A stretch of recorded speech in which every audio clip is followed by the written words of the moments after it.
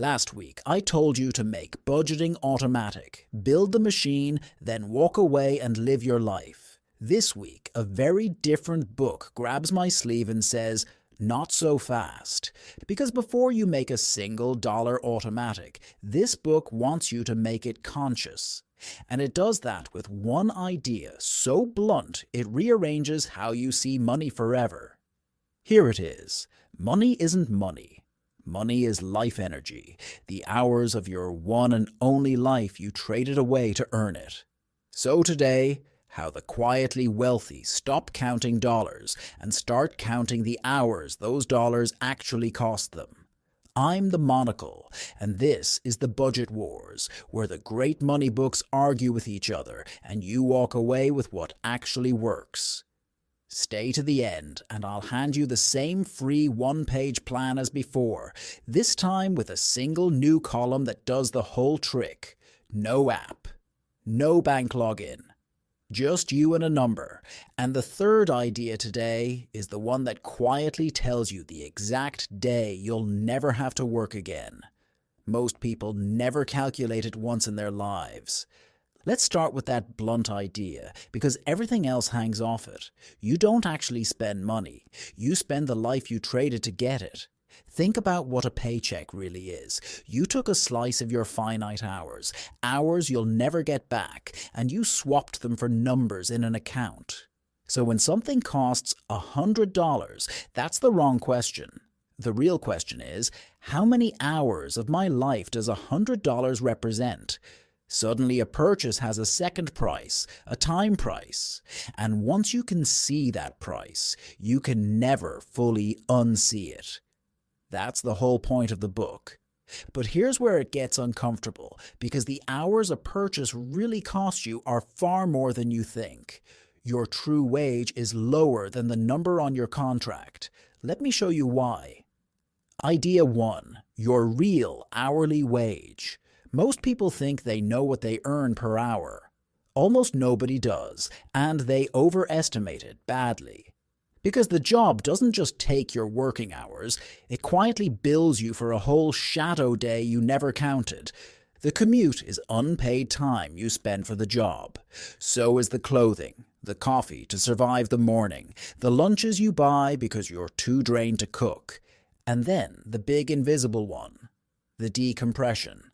The hour after work where you're too fried to do anything but stare, that hour belongs to the job too.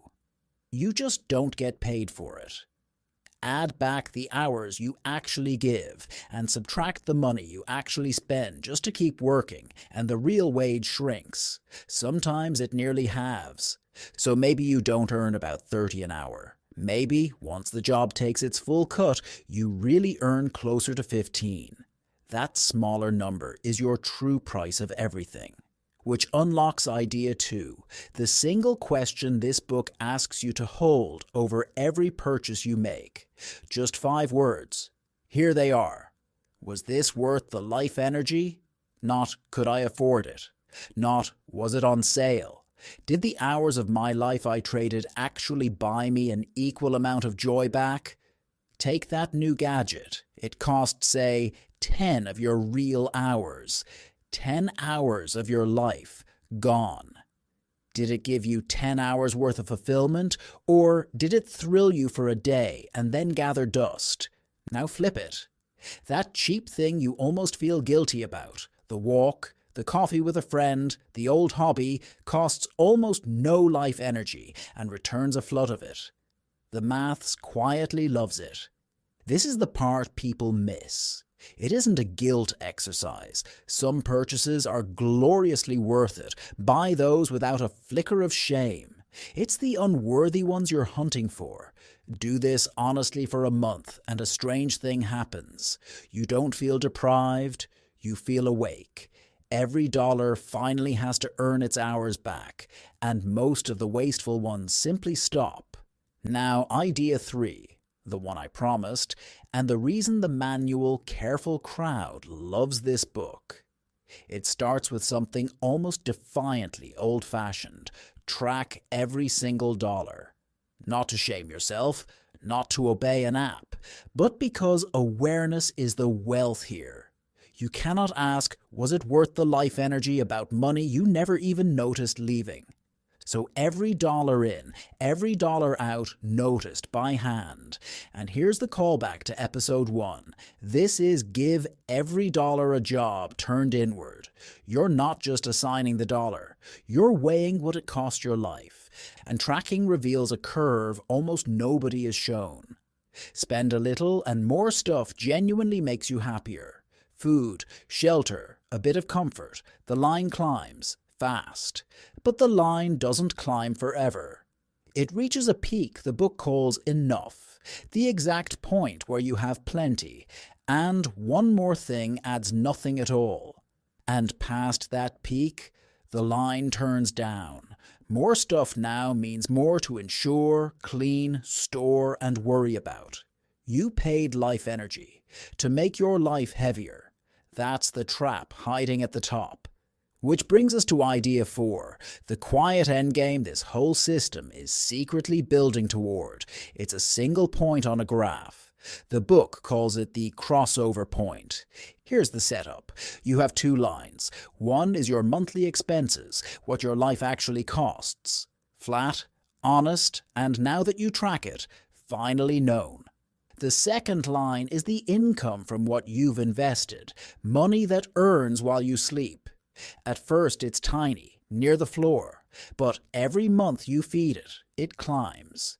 Now watch what happens where those 2 lines meet, because on that day, the crossover, your investments cover your entire life, and work becomes something you choose, not something you need. Here's what it means.